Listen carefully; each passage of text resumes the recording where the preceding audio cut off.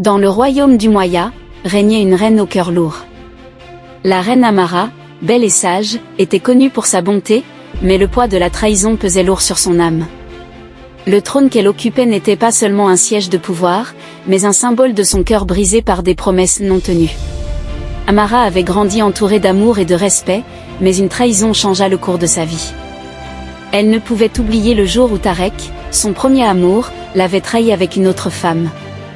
Depuis ce jour, elle cherchait des réponses, une guérison pour son cœur brisé. Le palais, bien qu'éblouissant de splendeur, était devenu une cage dorée pour son âme tourmentée. Amara avait autrefois un amour, un homme du nom de Tarek. Ils partageaient des rêves et des promesses, mais la trahison vint sournoisement. Un jour, Amara découvrit Tarek dans les bras d'une autre, et son cœur fut brisé en 1000 morceaux.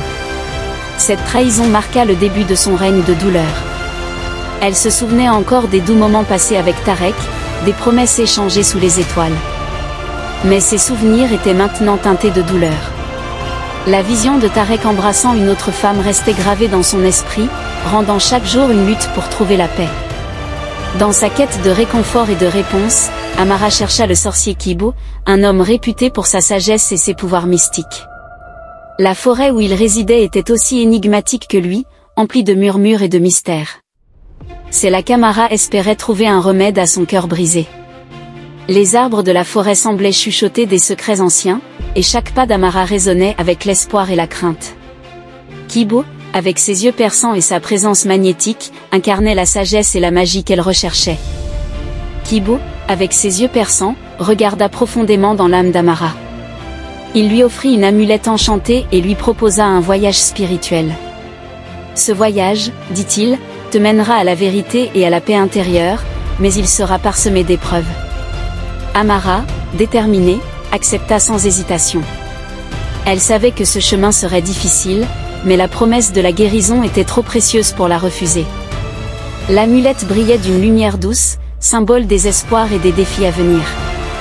Aux premières lueurs de l'aube, Amara quitta son palais, chevauchant un cheval blanc. Sa détermination brillait dans ses yeux, et chaque pas de son voyage était une promesse de guérison. Elle laissa derrière elle les murs de sa douleur pour embrasser l'inconnu. La route devant elle était longue et incertaine, mais son cœur était résolu. L'aube symbolisait un nouveau départ, une chance de reconstruire son cœur brisé. Amara savait que chaque pas la rapprochait de la paix qu'elle cherchait si désespérément. Le premier obstacle sur son chemin fut le fleuve de la mémoire, un cours d'eau scintillant où les souvenirs du passé prenaient vie. Amara vit des visions de son amour perdu et de ses trahisons. Pour avancer, elle devait affronter ses souvenirs sans se laisser submerger. Chaque vision était une épreuve, une bataille contre les douleurs du passé. Le fleuve semblait murmurer ses secrets, chaque vague portant une mémoire. Amara se tenait ferme, déterminée à traverser cette épreuve pour trouver la paix de l'autre côté. Après avoir affronté le fleuve de la mémoire, Amara entra dans la vallée des esprits. Bienveillants et malveillants, ces esprits étaient les gardiens des âmes perdues. Ils testaient sa détermination et sa force intérieure à chaque pas. Les esprits bienveillants murmuraient des mots de soutien, tandis que les esprits malveillants tentaient de la détourner de sa quête.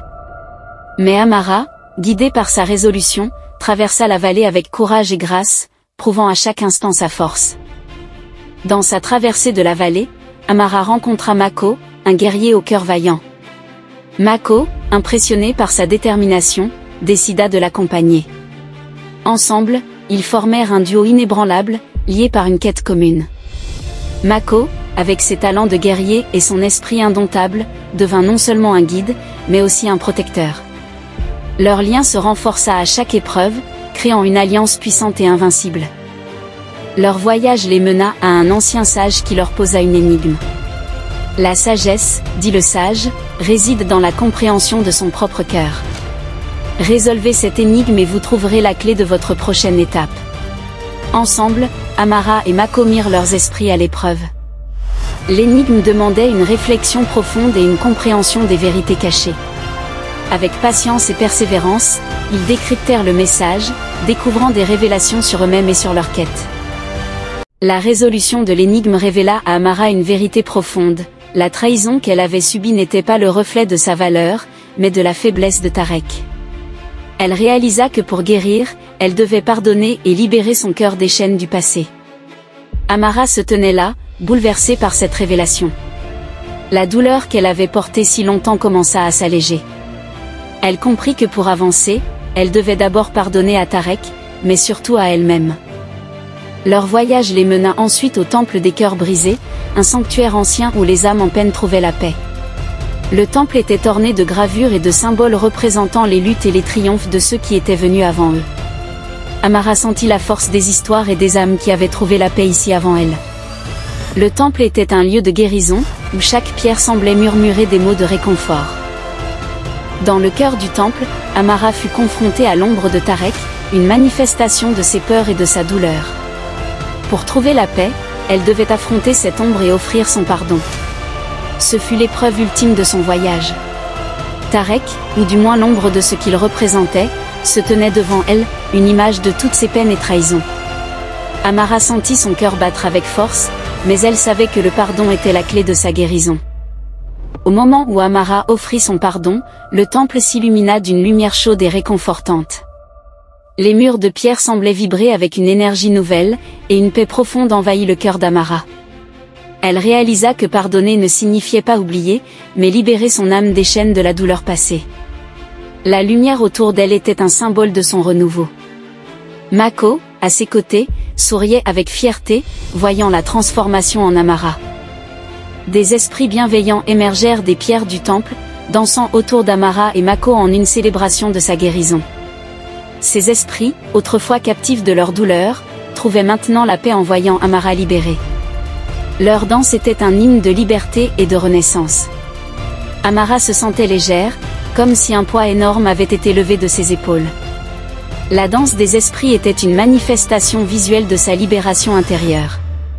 Après leur quête, Amara et Mako retournèrent au palais du Moya.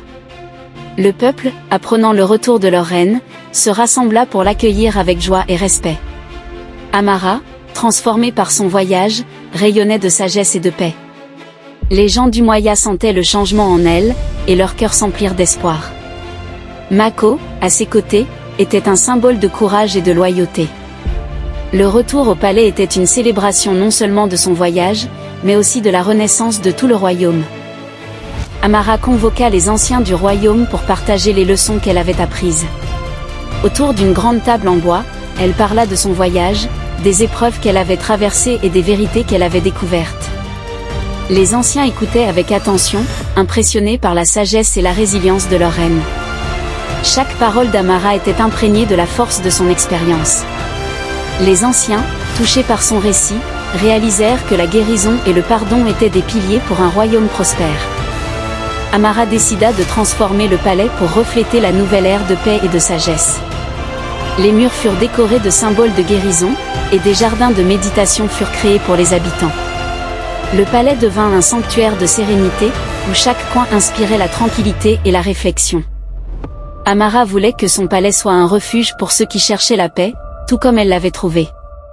Les jardins étaient remplis de plantes médicinales et de fleurs colorées, symboles de la beauté retrouvée de la vie. Amara se tint devant son peuple pour donner une leçon publique sur l'importance du pardon et de la sagesse. Sa voix, claire et douce, portait ses paroles de réconfort et d'espoir à chaque coin du royaume. Le pardon, dit-elle, est la clé de notre liberté intérieure. C'est en pardonnant que nous trouvons la paix véritable. Les gens écoutaient, inspirés par ses mots et par l'exemple qu'elle incarnait. La leçon d'Amara devint un mantra pour le royaume du Moya, un guide pour une vie harmonieuse. Pour célébrer la paix retrouvée, Amara organisa une grande cérémonie dans le palais. Les habitants du royaume se rassemblèrent, vêtus de leurs plus beaux habits, pour participer à cette fête de la paix et de l'unité. Des danses, des chants et des festins marquèrent cette journée mémorable. Amara, au centre de la fête, regardait avec fierté et satisfaction. La cérémonie de la paix symbolisait non seulement la fin de son voyage, mais aussi le début d'une nouvelle ère pour Umuaya. Amara, forte et apaisée, se tenait sur les remparts de son palais, contemplant son royaume. Les champs verdoyants s'étendaient à perte de vue, et les rires des enfants résonnaient dans l'air, symbole de la paix retrouvée. Amara savait que son voyage était terminé, mais son rôle de guide et de reine ne faisait que commencer. Elle avait appris à pardonner et à aimer à nouveau, à se fier à la sagesse des anciens et à la force de ses alliés. Le soleil se couchait, peignant le ciel de couleurs flamboyantes, promettant un avenir radieux. La reine des cœurs guéris, avec Mako à ses côtés, était prête à écrire les prochains chapitres de son règne. Et c'est ainsi que la reine Amara, forte de sa sagesse et de son courage, transforma son royaume avec amour et justice, devenant un symbole de rédemption et de paix pour tous.